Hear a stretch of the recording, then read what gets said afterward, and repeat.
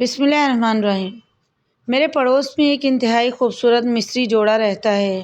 ہماری اور ان کی فیملی تقریباً اکٹھے ہی یہاں منتقل ہوئے تھے۔ وہ انتہائی با اخلاق اور پرکشش جوڑا تھا۔ بلا شبہ ہم دونوں میاں بیوی بھی بہت خوبصورت تھے، مگر ان کے سامنے ہمارا حسن ماند پڑ جاتا۔ میں نے یہاں ایک ٹرانسپورٹ کمپنی میں ملازمت اختیار کی۔ ایک بار میں بطور اٹینڈنٹ کام شروع کر دیا تھا۔ دونوں کی سیلری تقریباً برابر تھی، مگر ان لوگوں کا لائف اسٹائل اور کھانا پینا ہم لوگوں سے کہیں زیادہ اعلیٰ تھا، جو کہ بظاہر اتنی تنخواہ میں پورا کرنا ممکن نہ تھا۔ مجھے ان لوگوں میں شاید اتنی دلچسپی نہ ہوتی، مگر میری بیوی بھی چونکہ پاکستانی تھی اور پاکستانی خواتین کی طرح ہر وقت پڑوس کے حالات سے باخبر رہنا اور انہیں خود سے کمتر ثابت کرنے کا کوئی موقع ہاتھ سے نہ جانے دینا اس کی عادت میں بھی شامل تھا۔ لہٰذا وہ مجھے آئے دن پڑوسیوں کی ترقی کی مثالیں دیتی اور میں بیچارہ دل مسوس کر رہ جاتا، کیونکہ میں اس حقیقت سے بخوبی واقف تھا کہ رزق حلال کما کر انسان محض قلیل آمدنی میں اتنی پرتعیش زندگی کبھی نہیں گزار سکتا۔ اپنی بیگم کے گلے شکوے سننے کے بعد اسے پیار سے سمجھاتا اور آہستہ آہستہ سمجھانا بھی چھوڑ دیا، کیونکہ میں جان چکا تھا کہ اس کا کوئی خاص اثر نہیں ہے۔ اچانک سے حالات بدلتے ہیں۔ کچھ ہی سال بعد اتنی ترقی پر پہنچا ہوا اسرائیل ایک دن میرے دروازے پر آتا ہے۔ اس کے چہرے سے ٹپکتے قطرے اور ٹخنوں سے اوپر کرتا بتا رہا ہوتا ہے کہ وہ ابھی وضو کر کے آیا ہے۔ اسی حالت وضو میں وہ مجھ سے کچھ رقم کا مطالبہ کرتا ہے اور بتاتا ہے کہ اس کے مالی حالات صحیح نہیں، بچے کی ولادت کا وقت ہے، بیگم سخت تکلیف میں ہے، لہٰذا کچھ مالی امداد چاہیے۔ میں اسے بطور مسلم اپنا بھائی مانگتا ہوں۔ اسی وقت اپنی بیگم کو ساتھ لے کر اور گھر میں موجود رقم کے ساتھ اسرائیل کے ساتھ اس کے گھر پہنچتا ہوں، جہاں اس کی بیگم سخت تکلیف میں ہوتی ہے۔ ہم اسے گاڑی میں رکھتے ہیں اور اسپتال چلے جاتے ہیں۔ اسپتال کی انتظامیہ ہمارا کیس ہاتھوں ہاتھ لیتی ہے اور اسرائیل کی بیوی کو ڈلیوری روم میں منتقل کر دیتے ہیں۔ اس کے بعد اسرائیل ہمارا شکریہ ادا کرتے ہوئے ہمیں کچھ انتظار کرنے کا کہتا ہے اور خود مسجد میں چلا جاتا ہے۔ وہ نماز پڑھ کر واپس آتا ہے۔ تب تک میری بیوی ان پر بھڑاس نکال کر اپنا غصہ ٹھنڈا کر چکی ہے۔ میری بیوی کی نظر میں اسرائیل نے ساری رقم اپنی عیاشیوں پر اڑا دی تھی اور اس نئے آنے والے بچے کی پرورش تو کیا، پیدائش تک کے لیے کچھ بچا کر نہیں رکھا تھا۔ اس طرح کی کئی جلی کٹی باتیں میری بیگم دہرا کر خاموش تھی کہ اسرائیل بھی پہنچ جاتا ہے اور ہمارا شکریہ ادا کر کے ہمیں فارغ کرتا ہے۔ رقم واپس کرنے کے لیے 1 ماہ کا ٹائم لے لیتا ہے۔ وہ کہتا ہے جب تک میرے بھائی کا بچہ اس دنیا میں نہیں آ جاتا، میں اسے اٹھا کر پیار نہیں کر لیتا، ہم لوگ واپس نہیں جائیں گے۔ وہ ہماری محبت اور خلوص سے متاثر ہو کر ہمیں وہیں بٹھاتا ہے۔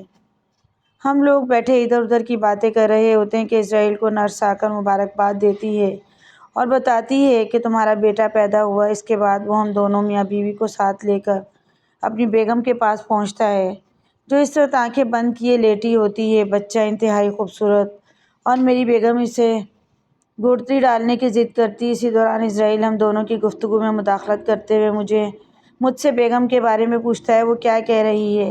تو میں اس کو بیگم کی خواہش کے متعلق بتاتا ہوں، گو کہ یورپ میں حتی المقدور بچے کو ماں کے دودھ سے گھڑتی ڈالی جاتی ہے۔ مگر اسرائیل میری بیگم کو بہن کہہ کے مخاطب کرتے ہوئے کہتا ہے، آپ وضو کر کے آئیں، میں کہیں سے زیتون یا شہد ڈھونڈ کر لاتا ہوں، پھر آپ اسے گھڑتی ڈال دیجیے گا۔ میری بیگم اور میں وضو کر کے نماز ادا کرتے ہیں۔ تب تک شہد بھی پہنچ جاتا ہے۔ میری بیگم بچے کے منہ میں گھڑتی ڈالتی اور میں بچے کے کان میں اذان کہتا ہوں۔ تب تک اسرائیل کی بیگم ہوش میں آ جاتی ہے۔ ہم میاں بیوی وہ پوری رات اسرائیل اور اس کی فیملی کے ساتھ بطور کیئر ٹیکر گزارتے ہیں۔ صبح اسرائیل اس کی بیوی اور بچے کے ہمراہ واپس آتے ہیں۔ گھر پہنچ کر میری بیگم ہم دونوں کو آرام کرنے کا مشورہ دیتی ہے اور اسرائیل کے بیوی بچے کا خیال رکھنے کے لیے ان کے پاس جاگتی ہے۔ میں تو گھوڑے بیچ کر سو جاتا ہوں، مگر اسرائیل 4 گھنٹے بعد اٹھ کر میری بیگم کو گھر آرام کرنے کے لیے بھیج دیتا ہے۔ رات کو 8 بجے کے قریب ہم دونوں میاں بیوی فریش ہو کر دوبارہ اسرائیل کے گھر آئے۔ اسرائیل آرام کرتے ہیں جبکہ میری بیگم بچے اور ماں کے لیے کھانا کھلاتی ہے۔ چونکہ ہم دونوں فیملیز میں تعلقات پہلے سے بھی کہیں زیادہ قریبی ہو جاتے ہیں، تو میں اسرائیل سے پوچھتا ہوں، تم تو اتنی پرتعیش زندگی گزار رہے تھے، پھر اچانک اتنے زوال پذیر کیسے ہو گئے؟ میرا سوال سن کر اسرائیل رونے لگتا ہے اور میں اپنی جگہ پر شرمندہ ہو جاتا ہوں۔ اسے دلاسا دیتا ہوں، جب وہ نارمل ہوتا ہے تو مجھے جواب دیتا ہے۔ میں ایک بار میں کام کرتا تھا جہاں میں اس بار کی مالک خاتون کی غیر موجودگی میں رقم میں ہیرا پھیری کرتا۔ مجھے نہیں پتہ تھا کہ وہ خاتون میری اس حرکت سے واقف ہے، یہاں تک کہ ایک دن اس خاتون نے مجھے اپنے آفس میں بلایا اور بار کے کیش کاؤنٹر میں پڑی ہوئی کثیر رقم اٹھا کر مجھے دیتے ہوئے کہا، جہاں فلاں جگہ مسجد بن رہی ہے، یہ رقم اس کی انتظامیہ کو دے آؤ۔ میں نے اپنی مالکن کی بات سننے کے بعد رقم واپس میز پر رکھ دی اور سینہ تان کر چھاتی چوڑی کرتے ہوئے فخر سے بتایا، مسجد کی تعمیر یا مسجد میں کسی قسم کی ضرورت کے لیے حرام طریقے سے کمائی گئی دولت خرچ کرنا ممنوع ہے۔ میری مالکن نے میرا جواب غور سے سنا اور پھر سوال دہراتے ہوئے پوچھا، ایسا کیوں؟ جس پر میں نے جواب دیا، اسلام میں مسجد بنانے کا اجر جنت میں محل بنانے کی صورت میں ملے گا، اور جنت میں محل حرام کی کمائی سے نہیں بنایا جا سکتا۔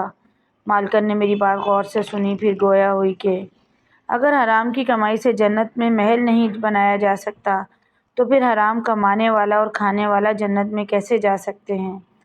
میں اپنی غیر مسلم بار کے مالک کی آواز سن کر حیران رہ گیا، پھر گویا ہوا، تمہارے کام کی جو اجرت تمہیں دے رہی ہوں، کیا میں تمہاری ضروریات کا خیال نہیں رکھتی؟ کیا تمہیں میرے ساتھ کام کرتے ہوئے یہ احساس نہیں ہوتا کہ تم میرے لیے میری فیملی کے ممبر جیسے ہو؟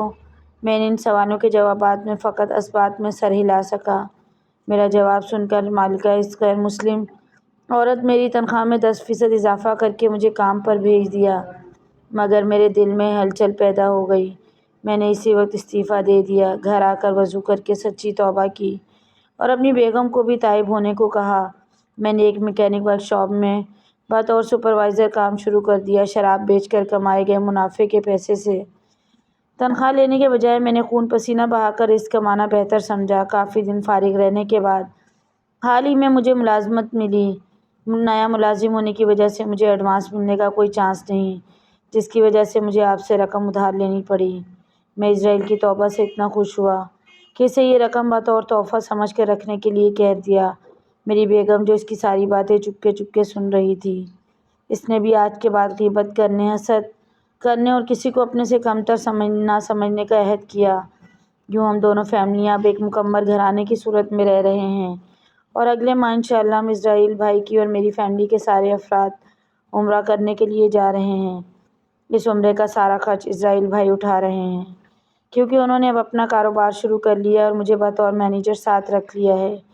میں ان کی ترقی دیکھ کر اس بات کا قائل ہو گیا ہوں، جتنی برکت رزق حلال میں ہے، اتنی طاقت حرام میں نہیں۔ مزید ایسی ویڈیوز کے لیے چینل کو ضرور سبسکرائب کریں۔ ویڈیو پسند آئے تو لائک، شیئر، کمنٹ کیجیے۔